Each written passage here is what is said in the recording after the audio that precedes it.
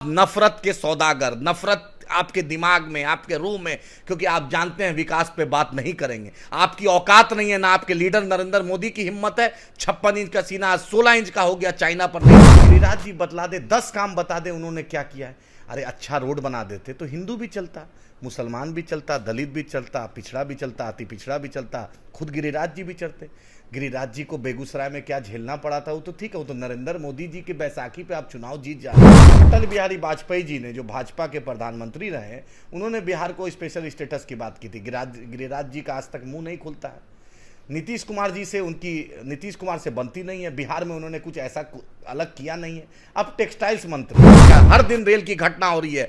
बिहार ऐसा कोई दिन नहीं है जो रेल मंत्री हैं, रील बनाने में भी। जब मिडिल ईस्ट से जो मुस्लिम कंट्री सब है उससे आकर यहां पर इन्वेस्टमेंट हो सकता है गुजरात में, तो बिहार में भी करा दीजिए, झारखंड में भी करा दीजिए, बंगाल में भी करा। गिरिराज जी बेगूसराय ही में करा दीजिए। केंद्रीय मंत्री गिरिराज सिंह ने यह ऐलान कर दिया है कि हम हिंदुओं को एकजुट करेंगे और ऐसे में वो एक यात्रा भी निकालने जा रहे हैं।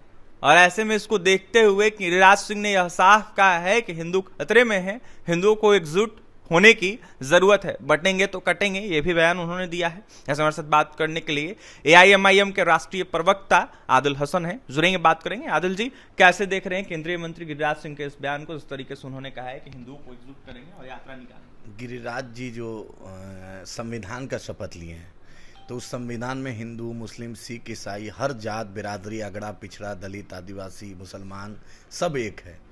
पहले ये बात समझनी चाहिए। गिरिराज जी पिछले 10 साल से मोदी सरकार है, गिरिराज जी को बता दीजिए। और यहाँ में बिहार में नीतीश कुमार उन्हीं के सहयोगी है, जिस नीतीश जी की बैसाखी पर गिरिराज जी की कुर्सी है, और उनके आका जो नरेंद्र मोदी जी की भी कुर्सी है। तो गिरिराज जी को पहले बनाया गया था ग्रामीण विकास मंत्री। रघुवंश बाबू भी इस देश के ग्रामीण विकास मंत्री ने। जब रघुवंश जी को यह मौका मिला तो पूरे बिहार में ही नहीं, पूरे देश में उन्होंने चप्पे चप्पे पे रोड बना दिया। ग्रामीण इलाकों में अगर रोड बनाने का क्रेडिट जाता है तो डॉक्टर मनमोहन सिंह साहब की सरकार में रघुवंश साहब को जाता है। गिरिराज जी बतला दे, 10 काम बता दे उन्होंने क्या किया है। अरे अच्छा रोड बना देते तो हिंदू भी चलता, मुसलमान भी चलता, दलित भी चलता, पिछड़ा भी चलता, अति पिछड़ा भी चलता, खुद गिरिराज जी भी चलते। गिरिराज जी को बेगूसराय में क्या झेलना पड़ा था वो तो ठीक है, वो तो नरेंद्र मोदी जी की बैसाखी पे आप चुनाव जीत जा रहे हैं। आप उसके बाद बतला दीजिए कि आपने ग्रामीण विकास मंत्रालय से बिहार को कितना पैकेज दिया।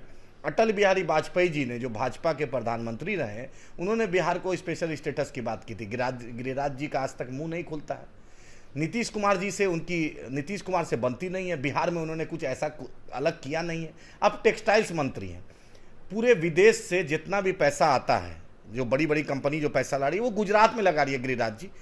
बिहार के लोग चाहे बेगूसराय के हों, छपरा के हों, सिवान के हों, कटिहार के हों, पूर्णिया के हों, अररिया के हों, भागलपुर के हों, सब जाकर गुजरात में काम कर रहे हैं। गिरिराज जी वो फैक्ट्री थोड़ा सा ट्रेन पर डालकर, रेल मंत्री जो है ना आपका, जो रेल मंत्री, उनसे ट्रेन पे बैठ के उस फैक्ट्री लाकर यहाँ बिहार में लगवा दीजिए। जब मिडिल ईस्ट से जो मुस्लिम कंट्री सब है उससे आकर यहाँ पर इन्वेस्टमेंट हो सकता है गुजरात में, तो बिहार में भी करा दीजिए, झारखंड में भी करा दीजिए, बंगाल में भी करा। गिरिराज जी बेगूसराय ही में करा दीजिए। जहां जहां यात्रा ले जाने जा रहे हैं, कटिहार, किशनगंज, पूर्णिया, अररिया, भागलपुर, वहीं एक एक को फैक्ट्री खुलवा दीजिए। बयान बहादुर है, बयान से नहीं होता है, कुछ करने से होता है। जयप्रकाश जी को, लोहिया जी को, कर्पूरी जी को लोग अपने काम से जानता है। तो सरदार पटेल जी को आयरन मैन इसलिए बोला गया कि उन्होंने ऐसा काम करके दिखाया, इसलिए आयरन मैन बोला गया। गिरिराज जी आपके अलावा अभी घुटना का आप ट्रांसप्लांट कराएं, क्यों नहीं पटना में 10 साल से आप, पिछले 15-20 साल से नीतीश जी की सरकार है, पटना का डीएम हो या चीफ सेक्रेटरी हो, नीतीश कुमार भी हो, तो पटना का कोई भी हॉस्पिटल नहीं है जो सरकारी, या बिहार का कोई भी सरकारी हॉस्पिटल नहीं जिसमें गिरिराज जी या मुख्यमंत्री या डीएम या कलेक्टर या कमिश्नर या चीफ सेक्रेटरी इलाज करा पाए। गिरिराज जी ये आपको नहीं समझ में आता है। आप खुद घुटना का जो इलाज कराएं आप बाहर जाके कराएं, बिहार में करा देते। मलाई खाएं, आपके घर में चोरी होती है कितने की, रिपोर्ट कितना कम लिखाते हैं वो दोस्त जानता है लोग। उन्होंने यह दावा किया है कि जिस तरीके से हमारे पूर्वजों ने गलती की, इसको देखते हुए उन्होंने यह कहा है कि जिस तरीके से जब बंटवारा हो रहा था तब मुसलमान जो बिहार के हैं या फिर देश के हैं उनको कहीं ना कहीं पाकिस्तान भेज देना चाहिए था। ऐसे में उन्होंने यह कहा है कि 22% जो संख्या थी वो आधी हो गई है, और ऐसे में बेटियों को मंडप से उठा लिया जा रहा है। इस तरीके की बातें कर रहे हैं और मुसलमानों को कहीं ना कहीं पाकिस्तान भेजने की बातें कर रहे हैं। कैसे देखने और क्या तो गिरिराज जी ने जो ये बात कही है, गिरिराज जी को मैं बता देता हूं कि जो पाकिस्तान जाकर नवाज शरीफ के घर में परम आदरणीय इनके मोदी जी ने जाके दावत कबूल की थी।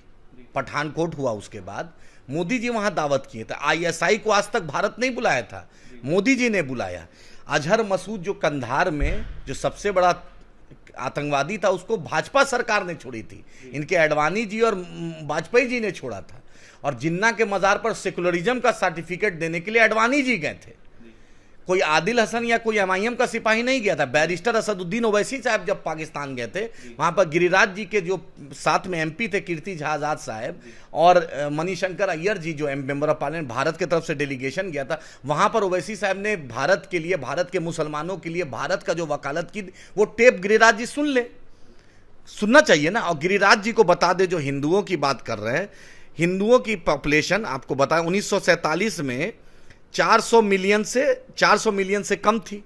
उसके बाद 1961 में 500 मिलियन से कम कुछ रही, तो 1971 में 700 मिलियन से थोड़ी कम रही, 1981 में 800 मिलियन से बढ़ गई, 1991 में 900 मिलियन से ऊपर हो गई, और 2001 में 900 से ऊपर, 2021 में 900 से ऊपर। गिरिराज जी को बोलिए कि उनके जो परम आदरणीय अमित शाह साहब हैं, झंडा तो उठा रहा है भाजपा का, कर रहा, उनका बेटा आईसीसी, उनका बेटा बीसीसीआई, उनका बेटे को तो कोई दिक्कत नहीं है। झंडा बेचारा निशिकांत दुबे जी पहले एक कंपनी में थे, अभी 2 करोड़ रुपए की गाड़ी खरीद कर घूम रहे हैं झारखंड में, वो भी यही सब बयान देते हैं।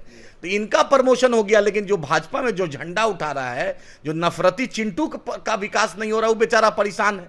मेरा सटीक है गिरिराज जी से कहना, 2014 में बिहार की आवाम ने आपको 34 एमपी दिया, नरेंद्र मोदी की सरकार को आपने बिहार को क्या दिया? 2019 में आपको 39 एमपी दिया, नरेंद्र मोदी की सरकार में आपने बिहार को क्या दिया? अभी आपको 29 एमपी बिहार के लोगों ने दिया, आपने बिहार को क्या दिया? 3 बार बिहार के लोगों ने आपको झोला भर भर के दिया। लेकिन चलिए, Patna junction, Katihar junction, Barsoi junction, Kishanganj junction, Araria junction, Purnia junction, Muzaffarpur junction, Darbhanga junction, ऐसा कोई बिहार का रेलवे स्टेशन नहीं है जहां बिहारी लोग मेरा अपना छठ पर्व छोड़कर, ईद छोड़कर, दिवाली छोड़कर, मुहर्रम छोड़कर, दशहरा छोड़कर भारत के दूसरे प्रांतों में जाकर खटने पे मजबूर किया। ये बतलाएं गिरिराज सिंह जी, इस पर उन्होंने क्या किया?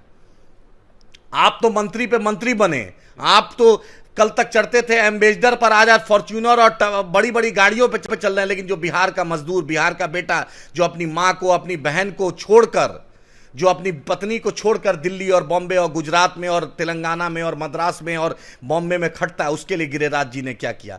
विदेश से जो लाश आती है, अभी मजबूरन में जब अख्तर उल इमान साहब ने क्वेश्चन उठाया, तब बिहार सरकार ने उस लाशों को अपने खर्चे पे लाने का प्रोविजन किया। लेकिन अभी भी जो बिहारी मजदूर बेचारा जो बिहार के दूसरे देश के दूसरे प्रांत में मर जाता है, उसके लाश के लाने की कोई व्यवस्था नहीं, उसका इंश्योरेंस का कोई व्यवस्था नहीं, उसके परिवार को कोई पूछने वाला नहीं है। गिरिराज जी बताएं। और उसके बाद किस सीमांचल की गिरिराज जी बात कर रहे हैं? प्रदेश अध्यक्ष जो है गिरिराज जी के, दिलीप जायसवाल साहब, वो भी सीमांचल से आते हैं। 58 से 60% मुसलमानों की आबादी है अररिया, पूर्णिया और किशनगंज में। जो जिला जो जीते हैं, जो पंचायत प्रतिनिधि जीते हैं, उनको तीसरी बार जीता है दिलीप जायसवाल को। वो पंचायत प्रतिनिधि ने मुसलमान हिंदू नहीं देखा, उसने जिताया। लेकिन आप नफरत के सौदागर, नफरत आपके दिमाग में, आपके रूह में, क्योंकि आप जानते हैं विकास पे बात नहीं करेंगे, आपकी औकात नहीं है, ना आपके लीडर नरेंद्र मोदी की हिम्मत है। 56 इंच का सीना आज 16 इंच का हो गया, चाइना पर नहीं बोलेंगे। आपको मना किया था, 57 देश मुस्लिम देश दुनिया में है, शेख हसीना को आप मत रखिए, लेकिन आपने रखा, क्योंकि अदानी और अंबानी का वहां पे इन्वेस्टमेंट है। आप बतलाइए कि आप रोजगार पे क्या आपने किया, महंगाई पे क्या किया? हर दिन रेल की घटना हो रही है। बिहार ऐसा कोई दिन नहीं है जो रेल मंत्री हैं, रील बनाने में बिजी हैं। कल जाकर देखिए तमिलनाडु में क्या हुआ, बारसोई सुधानी के पास रेल मालगाड़ी में परसों क्या हुआ। ऐसा कोई दिन नहीं है जो रेल हादसे में मरते हैं वो सिर्फ मुसलमान नहीं रहते हैं, वो हिंदू भी रहते हैं, वो किसी का बेटा भी रहता है, किसी का भाई भी रहता है, किसी का पिता भी रहता है। लेकिन गिरिराज जी इस पर कुछ नहीं करेंगे, बिहार को स्पेशल स्टेटस पे कुछ नहीं करेंगे।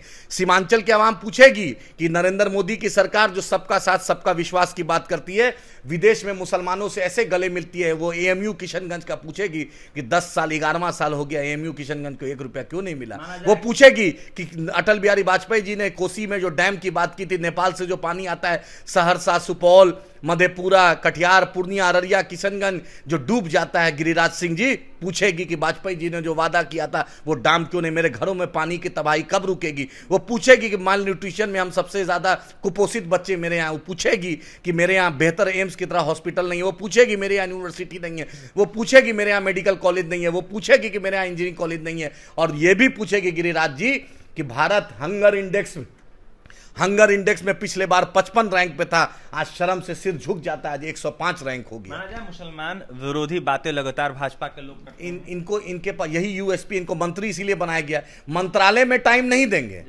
अपने टेक्सटाइल मंत्री है, मैं चैलेंज कर रहा हूं, बतलाएं नरेंद्र मोदी की सरकार को 100 दिन हो गए हैं, बतलाएं कि उन्होंने टेक्सटाइल में बिहार में क्या, किस फैक्ट्री को लाने के लिए एमओयू साइन किया, बिहार के लोग को रोजगार की क्या बात की। क्या आपको अफसोस नहीं आता है छठ में भर भर के लोग जो अपने घर आते हैं लाखों की तादाद में, उसका आपको तरस नहीं आता है गिरिराज जी।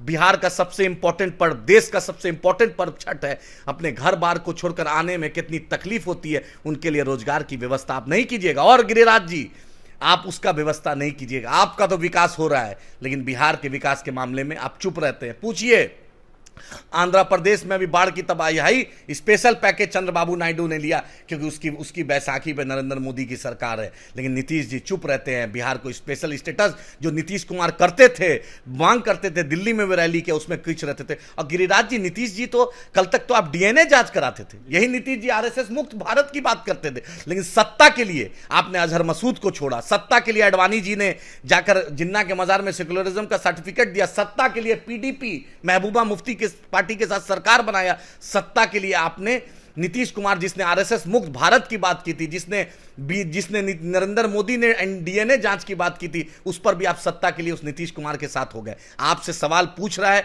बिहार को मांगना चाहता है कि 100 दिन में आपने क्या दिया। इन नफरती बयानों से नहीं होगा। बिहार को स्पेशल स्टेटस चाहिए, बिहार को विकास चाहिए, हिंदू मुस्लिम के फैब्रिक चश्मा से उतरिए। और अब तो आप मार्गदर्शक मंडली में जाने की तैयारी हो रही है, आप तो अब रिटायरमेंट ले लीजिए, दूसरे नौजवान को मौका दीजिए। कब तक मलाई खाइएगा? घर में चोरी कितना होता है, रिपोर्ट इतना कम क्यों दिलाते हैं गिरिराज जी? सवाल जनता पूछ रही है। सिर्फ बयान के लिए आपको रखा गया है, बयान बहादुर नहीं बनिए, काम बहादुर बनिए। बयान बहादुर आप नहीं बनिए, काम बहादुर बनिए। और जिस तरीके से 100 दिन हो गए मंत्रालय संभाले हुए, आखिरकार आपके मंत्रालय में क्या कुछ काम हो रहा है गिरिराज सिंह, वो बताएं। आदिल हसन एआईएमआईएम के राष्ट्रीय प्रवक्ता थे, क्या कुछ कह रहे थे गिरिराज सिंह के बयान को देखते हुए आपने सुना है। साफ कहते हुए नजर आ रहे थे कि उस तरीके से भाजपा जो है कहीं ना कहीं उन्माद फैला रही है और ये बिल्कुल उचित नहीं है। जनता जो है वो कहीं ना कहीं रोजगार की बातें करती है और ऐसे में इसको देखते हुए आखिरकार क्या सरकार कर रही है ये बताएं गिरिराज सिंह। और भी तमाम खबरों के लिए बने रहे हमारे साथ। बहुत बहुत धन्यवाद।